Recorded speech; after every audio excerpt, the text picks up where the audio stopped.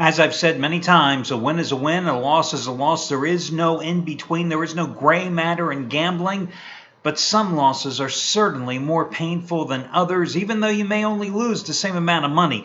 The way they go down, oh my God, it's like putting a dagger through your heart. And that was the case last night. If you happen to be Jeff Benton, going for a 6th consecutive 200-dime winner in college football and for his career with Florida State. Oh my gosh.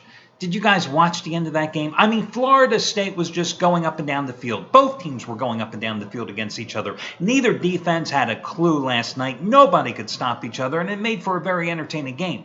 But then, Florida State, closing minutes of the game, you're protecting the lead. You've got the cover in the bag, and you go 3 and out and give the ball back on downs to Georgia Tech. And, of course, then Georgia Tech, a team not known for its passing game, a team whose quarterback really didn't have that good of a night in terms of throwing the ball, boom, they move right down the field. They get that touchdown with under a minute left. Game, set, match, and there you go. Florida State laying the 4 points, only wins by 2. Devastating loss, unless you happen to be Craig Davis, who had Georgia Tech, and some of the other guys here at the site who had Georgia Tech as well. And for those of you that had Tech last night, hey, listen, you shouldn't be celebrating and tap dancing on somebody's grave today because you were lucky. But you know what? It's okay to be lucky sometimes. Hi, everyone. Al DeMarco here. This, of course, is going to be your Sunday video report. Number of free selections coming your way in just a moment. First guy, though, I have to talk about today, guys, is going to be Steve Buden's #1 football crew, the Cali Cartel, 23-8-1 in football this season, college and pro combined. Yesterday, a 7th consecutive college winner as they scored with TCU in the blowout of Iowa State. Today, 50-dime football winner number 17 of 19. Just as strong as TCU yesterday. In fact, do you realize their last 4 college football 50-dime releases over the past 2 weeks won by a combined score of 198-40? And their last 50-dime NFL play was Oakland outright over Kansas City a couple of Thursdays ago. Every single one of those plays you got for $44, a savings of $75 off the regular price, and the same deal goes today.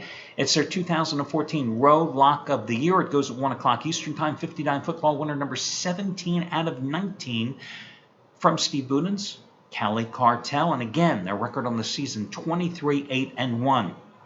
I mentioned Craig Davis. Today, he has his Teaser of the Year part number 2 going, but more significant is the fact that it's his 100-dime winner number 11 out of 14 overall, and his NFL 100-dimer number 37 out of 55. His Teaser of the Year part 2 goes on the late card. Buffalo, Denver, Kansas City, Arizona, $10 bettors have made $14,190 in the NFL going back to 2011. His teaser part number 1, Thanksgiving Day, the Lions, along with San Francisco and Seattle, under the total. Twice as strong as his 50-dime winner last night on Georgia Tech. And, guys, you save $77. You get it for just $22 by using coupon code CRAIG22. CRAIG22. How about the nice run by Gabriel DuPont, guys?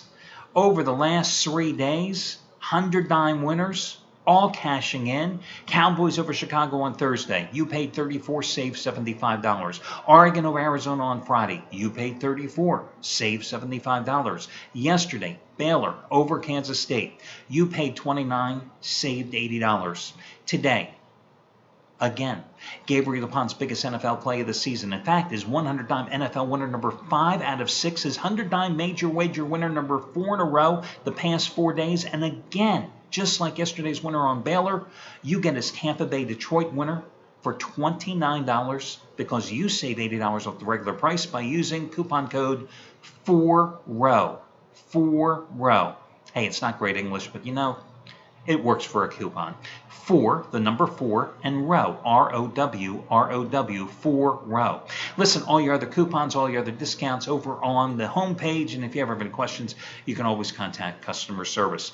Now, let's get to some of the free plays. Well, not some of them. Let's get to all of the free plays here for today's card. Guys, I'm going to start with the contest between the Eagles and Seattle. Let me just say at the outset, before I give you this pick, that, listen, I'm a lifelong Eagles fan, so I always have to be careful that I don't put my heart too much into these plays and let that affect what you really have to be thinking with here in terms of your analysis for these games. And let me also play devil's advocate against myself and point out that 2 Sundays ago I was on the Eagles against Tennessee, and then of course on Thanksgiving I was the genius who told you the Cowboys were going to take care of business against Philly.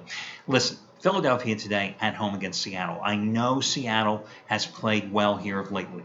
Of course, against Arizona at home, San Francisco on Thanksgiving night, they registered consecutive 19-3 wins. And the defense looked great in those 2 games, stopping Arizona, stopping San Francisco, holding those 2 teams in check in those 2 games. And it certainly has helped that middle linebacker Bobby Wagner and safety Cam Chancellor are back playing well. But here's the thing. Even though they held San Francisco and Arizona to a combined 368 total yards and 28 first downs in those contests, Arizona and San Francisco don't hold a candle to what the Eagles can do offensively in this particular contest against the same Seattle defense. And also keep in mind that even though Seattle may come into this game ranked number 1 in total defense and the Eagles are ranked number 4 in total offense, this is still not the same dominant Seattle defense of a year ago because the pass rush is only half of what it was a year ago. And you cannot underestimate the fact that this Seattle team only has 20 sacks in 12 games. I think last year in the regular season they had 44 sacks, right? So they're on the pace to be 35 to 40% down in terms of putting pressure on the quarterback and actually getting him. Eagles' offensive line is healthy as it's been all season. 4 of the 5 starters are in there. They're healthy. They afforded Mark Sanchez outstanding protection in the blowout of Dallas. But it's also doing a great job at opening holes for LaShawn McCoy. Now, I know Seattle's going to come in here with not only the number 1 total defense, giving up 258 yards or 285 yards a game, but also one of the stingiest running defenses as well. But listen, McCoy, coming off a monster game at Dallas, 25 carries, 159 yards. The Eagles ran for 256 of their 464 yards in the game. And I realize that the Cowboys can't stop the run 9 times out of 10. Of course, that wasn't the case on Thursday night, was it, when they held Matt Forte in check? But here's the deal. The Eagles have a diversified offensive attack. Defensively, are the Eagles that good? No, they're not. I think Marshawn Lynch will be able to run against them today. But to beat the Eagles, you've got to be able to attack them vertically. You've got to be able to attack them through the air because their cornerbacks, Kerry Williams and Bradley Fetcher, both suck. Because their free safety, Nate Allen, he sucks. And you've got to be able to attack them in the air. I don't think Russell Wilson can. And I don't think Russell Wilson has the receivers or the tight ends that can give the Eagles fits. Do I expect a high-scoring game here? No. But do I expect Philadelphia to get the cover in this game? Absolutely I do. And listen, it's not like Seattle has been a phenomenal road team this season, right? And also Seattle has been one to shoot itself in the foot, averaging 8 penalties a game on the year, 14 penalties in the win against San Francisco. And again, Drew Stanton with the Cardinals offense, Colin Kaepernick with that dysfunctional 49ers offense, not even in the same league of Chip Kelly's offense here today with Philadelphia. Also on the late card, I like Denver minus the 10 points today at home against Buffalo. Listen, the Bills' last road game, remember? 9-0 halftime lead against Miami, and they lost the game 22-9. Last true road game. I'm not talking about that snow cancellation makeup game in Detroit when they hammered the New York Jets. And speaking of their last 2 games against the Jets and the Browns, okay, you beat Bobby Hoyer and Johnny Manziel and Geno Smith. You're going to play Peyton Manning today. That's a different ball game. Don't you all agree? C.J. Anderson has just been a diamond in the rough. What a find for the Broncos. 335 rushing yards the last 2 games. They're coming off the 29-16 win at Kansas City last Sunday night, a game in which they were comfortably ahead 20-6 at halftime in that contest. And do you realize the defense, much maligned this year, Denver's defense, especially of late, they held the Chiefs to 151 net yards in that game, and Anderson, of course, powered the offense with 32 carries, 168 yards. Bills, only their second true road game since October 23rd.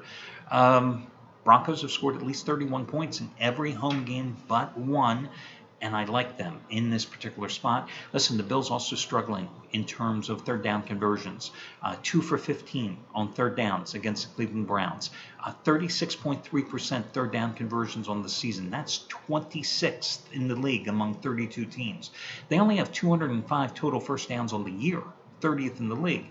And listen, some of those stats were compiled with E.J. Manuel as quarterback, some of them with Kyle Orton, a lot of them with C.J. Spiller and Fred Jackson, their top 2 running backs not being available. So I like Denver in this spot minus the 10 points.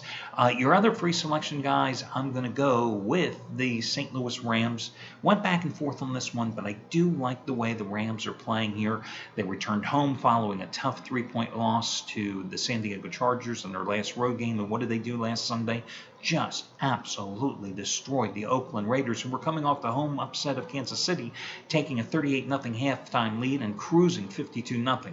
Now, obviously, Redskins better than the Raiders. How much, though? Redskins coming off a 49-27 loss at Indianapolis. Colt McCoy, 4 touchdown passes in that particular game. But listen, he was sacked 6 times. And the Rams' defensive line is now healthy. A Rams' defensive line that generated so much quarterback pressure a year ago. Last week against the Raiders, Derek Carr, they sacked him 6 times. Sean Hill has been a revelation at quarterback since Jeff Fisher went back to him. And how about Mason, the running back out of Auburn? He's certainly been producing 292 rushing yards the past 3 games. Andrew Luck shredded this Washington defense and the secondary for 5 touchdowns and 370 yards last week. I got to go with St. Louis. I don't think Sean Hill's going to throw 5 touchdown passes. I don't think he's going to throw 370 yards, but I like the way the Rams are playing. And, the bottom line is this. I always like backing Jeff Fisher. I just think that he's one of the best coaches in the league. That's the bottom line. And with his Rams suddenly playing so well, I've got to go with him in this particular spot. So I'll go ahead and lay the 3 points. And again, if you're laying 3 points anytime, the number is 3 or 4, you got to buy up or buy down the half point for insurance. It's just a wise financial investment strategy, and that's what I would do. Same with the Eagles, and of course taking Philly as the home favorite, St. Louis is the road favorite, and taking Denver as the home chalk. Those are your 3 free selections. Best of luck to you all, guys, and I will catch you again on Monday when we do this one more time.